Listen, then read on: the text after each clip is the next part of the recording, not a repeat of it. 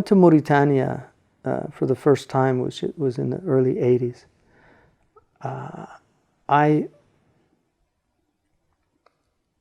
saw something that really was quite unusual. People think I romanticized it, but they don't know what I saw there.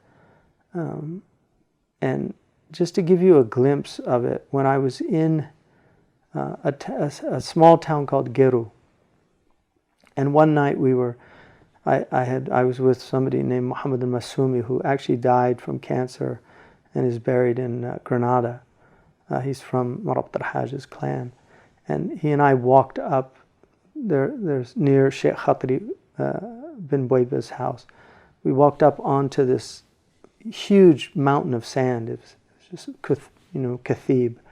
And it overlooked this stunning city that you just couldn't have imagined it, because it's so vivid in my mind what I saw right now. This is almost 40 years later, and it's just so vivid in my mind that I can almost see it.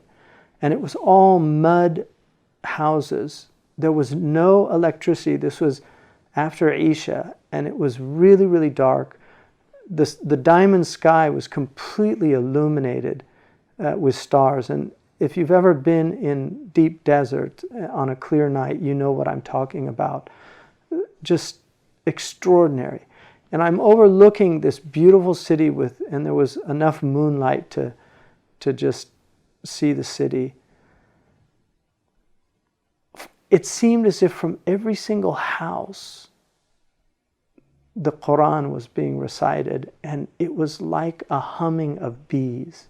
The entire village was reciting the Quran. And I just started weeping.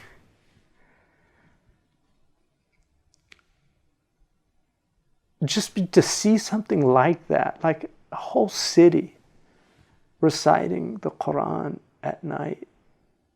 And years later, I came back to the city, and every house had a satellite dish on it. And there were all these electrical wires everywhere. And there wasn't that Quran anymore. And I felt like, what does this mean?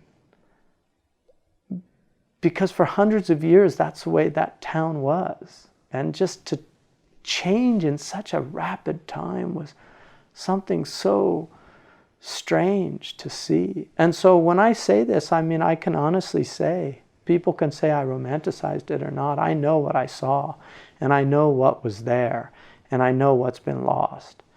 And even though there's still a lot of good in Mauritania, there's still a deeply religious culture. The changes that I've seen in Mauritania, they're overwhelming.